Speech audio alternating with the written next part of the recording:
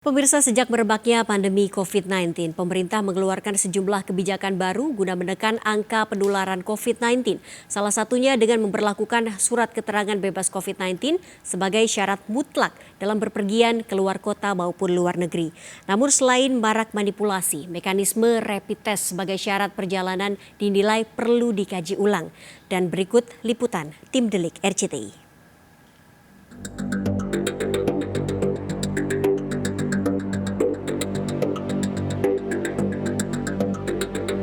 Di tengah upaya pemerintah dan sejumlah pihak memerangi penyebaran COVID-19, faktanya ada segelintir pihak yang justru memanfaatkan situasi dengan memanipulasi hasil rapid test.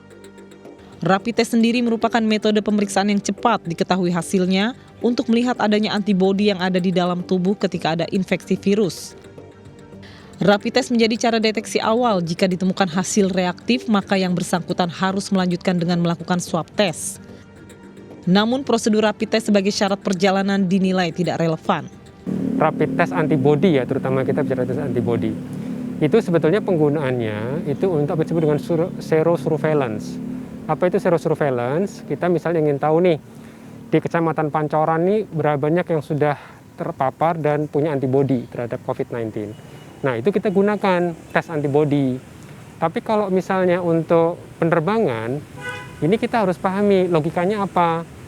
Karena kalau misalnya kita ingin menyaring, misalnya menapis orang yang berbahaya, itu berarti sebetulnya yang dicari bukan antibodi terhadap virus, tetapi virusnya ada atau tidak. Gitu. Jadi kalau misalnya mau menggunakan rapid, harusnya mungkin satunya lagi, yaitu rapid test antigen, bukan antibodi. Gitu. Maraknya peredaran surat bebas COVID-19 palsu baik secara online maupun diperjualbelikan secara langsung oleh oknum kesehatan maupun calo juga dikhawatirkan ikut mendorong meningkatnya angka penyebaran COVID-19. Resikonya kalau ternyata positif dibilangi negatif, maka yang bersangkutan menjadi agen penular di masyarakat. Ya.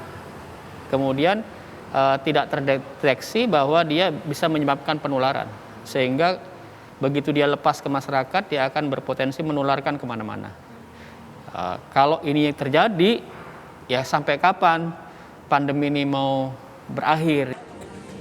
Manfaat rapid test terus dipertanyakan meski sejumlah pihak hingga Lembaga Kesehatan Dunia WHO tidak menyarankan penggunaan rapid test, namun pada praktiknya tetap digunakan pemerintah sebagai syarat perjalanan. Kenapa tidak efektif? Satu, data bisa dimanipulasi. Dua, ya kan?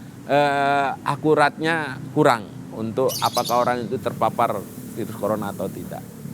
Yang ketiga, gitu kan? Itu bukan upaya pencegahan. Sementara untuk mendeteksi sesuatu yang tidak terlihat. Aturan rapid test sebelum melakukan perjalanan justru memicu aksi kriminal berupa pemalsuan surat bebas COVID-19. Selain tidak efektif, rapid test justru dinilai lebih tepat dilakukan pada mereka yang telah dinyatakan sembuh dari COVID-19. Karena itu, pemerintah dianggap lebih tepat jika menerapkan swab test terhadap masyarakat yang akan berpergian jauh. Sehingga aturan rapid test sudah waktunya dikaji kembali, serta lebih menekankan lagi penerapan protokol kesehatan yang ketat terhadap masyarakat yang melakukan perjalanan.